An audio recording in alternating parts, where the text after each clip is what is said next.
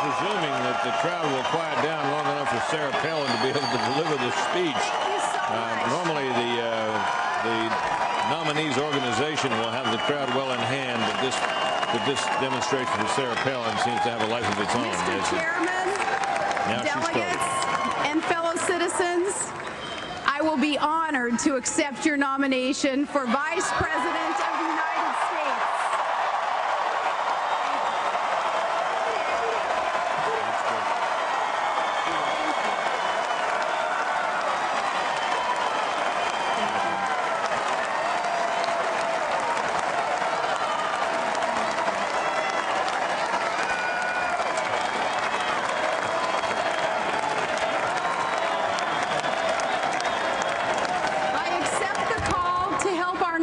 For president to serve and defend America, and I accept the challenge of a tough fight in this election against confident opponents at a crucial hour for our country.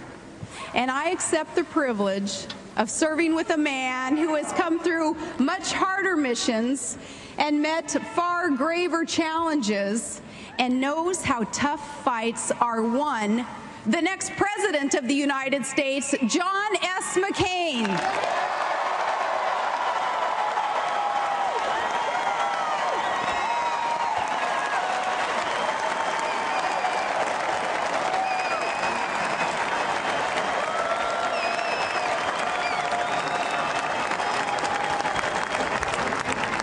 It was just a year ago when all the experts in Washington counted out our nominee, because he refused to hedge his commitment to the security of the country he loves.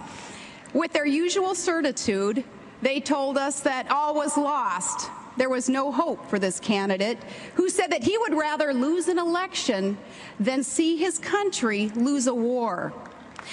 But the pollsters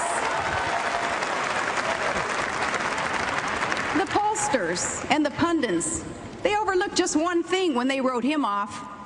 They overlooked the caliber of the man himself, the determination and resolve and the sheer guts of Senator John McCain.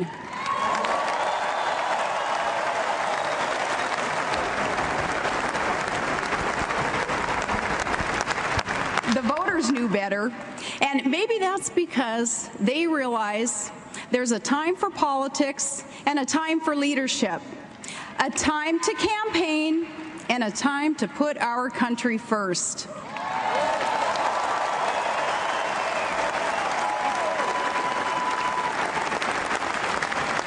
Our nominee for president is a true profile in courage, and people like that are hard to come by.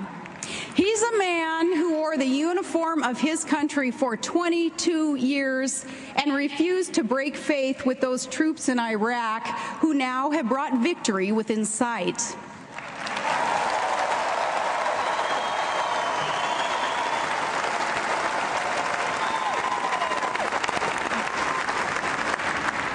And as the mother of one of those troops, that is exactly the kind of man I want as Commander-in-Chief.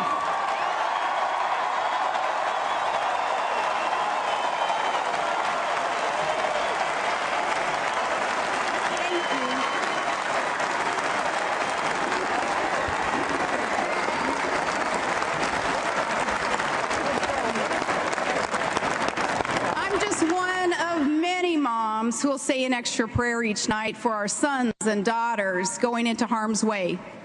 Our son Track is 19, and 1 week from tomorrow, September 11th, he'll deploy to Iraq with the Army infantry in the service of his country. My nephew Casey also enlisted and serves on a carrier in the Persian Gulf. My family is so proud of both of them and of all the fine men and women serving the country in uniform.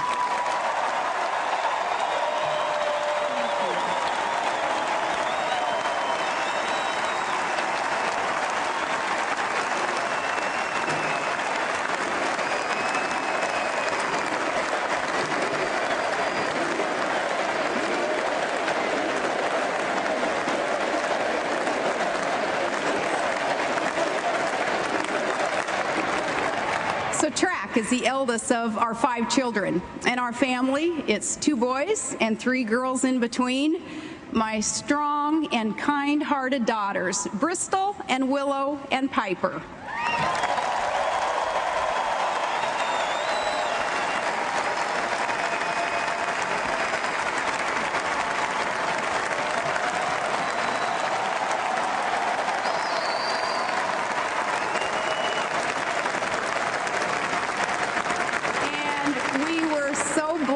In April, Todd and I welcomed our littlest one into the world, a perfectly beautiful baby boy named Trig.